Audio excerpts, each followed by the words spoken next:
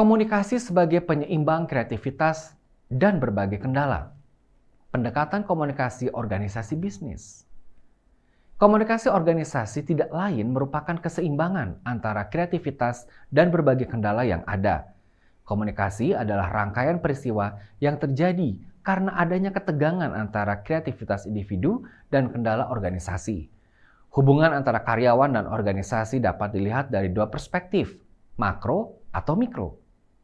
Perspektif makro melihat individu sebagai seseorang yang dibentuk, dikendalikan, diatur, dibatasi oleh masyarakat dan institusi sosial. Sebaliknya, perspektif mikro melihat bahwa individu sebagai agen aktif yang menciptakan masyarakat dan sistem sosialnya. Dari definisi komunikasi, kedua perspektif tersebut sama-sama benar. Dikotomi ini berimplikasi jelas bagi komunikasi organisasi, tergantung pada apakah penekanannya pada bagaimana karyawan berkomunikasi untuk menciptakan dan membentuk organisasi atau pada kendala yang ditempatkan organisasi pada komunikasi tersebut. Artinya, individu menyesuaikan diri dengan tekanan sosial, aturan, hukum, dan standar perilaku. Bab berikutnya tentang komunikasi sebagai penyeimbang kreativitas dan berbagai kendala. Dualitas struktur. Pandangan dari Anthony Giddens. Contohnya, perancang iklan produk baru terikat oleh aturan, norma, dan harapan industri dan terbuka untuk kemungkinan melampaui struktur tersebut dengan merancang iklan kreatif. Artinya, kreativitas adalah desain dan modifikasi sistem sosial melalui komunikasi. Proses komunikasi tidak dilihat sebagai apa yang terjadi di dalam organisasi, tetapi orang mengatur. Demikian pandangan Barnard. Orang-orang menciptakan realitas sosial atau mengorganisir melalui komunikasi dalam arti yang ironis. Mereka jarang mendapatkan realitas yang mereka ciptakan. Proses merancang toko retail baru misalnya merupakan serangkaian kompromi antara imajinasi dan pandangan dunia yang berbeda. Jarang sekali seseorang bisa melakukan suatu program sesuai dengan keinginannya. Baik desain fisik maupun interpretasi dari desain tersebut merupakan hasil negosiasi terbuka dan terselubung. Berikutnya tentang kreativitas dan kendala. Komunikasi sebagai penyeimbang lanjutan. Keseimbangan tidak selalu mengarah pada kendala, meskipun beberapa tingkat struktur selalu diperlukan. Teori strukturasi melihat perilaku manusia sebagai ketegangan produktif yang tidak dapat dipecahkan antara kreativitas dan kendala.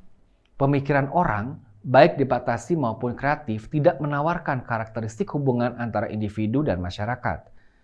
Sebaliknya, kehidupan sosial merupakan keseimbangan antara kreativitas dan kendala yang ada, membangun realitas sosial yang dibatasi oleh konstruksi realitas sosial tersebut.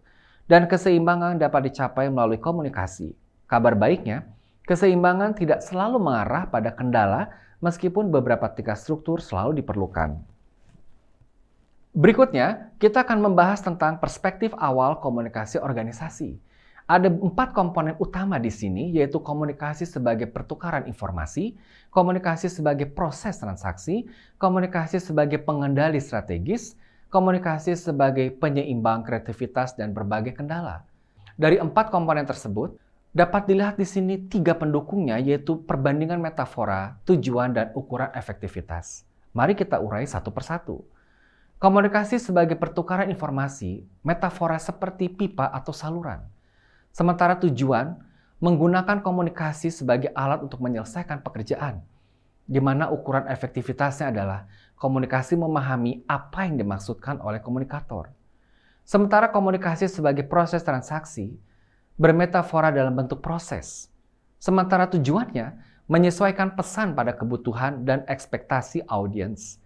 Ukuran efektivitasnya dapat ditinjau dari pengirim dan penerima pesan berbagi makna. Sementara komunikasi sebagai pengendali strategis, metafora dapat dilihat dalam bentuk kontrol.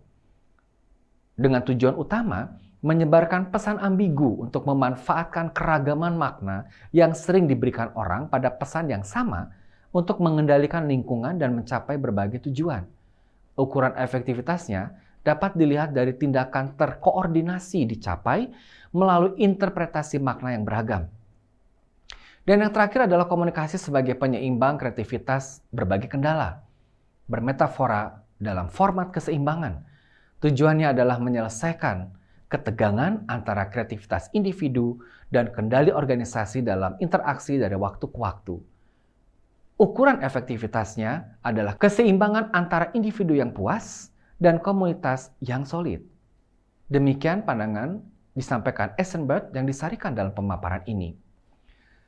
Rekan-rekan, pada bab yang sudah kita bahas ini, kita dapat melihat bagaimana komunikasi ditinjau dari berbagai faktor, terutama dari strategis. Dari faktor-faktor tersebut, dapat kita lihat dengan sangat tajam bahwa sesungguhnya komunikasi dalam organisasi berkembang sesuai dengan situasi dan kondisinya. Jadi, bagaimana melakukan komunikasi organisasi efektif? Silakan untuk memperhatikan dan menyimak 4 faktor tadi yang telah disampaikan. Demikian pemaparan untuk bab ini disampaikan. Terima kasih atas segala perhatian. Salam sejahtera untuk semua.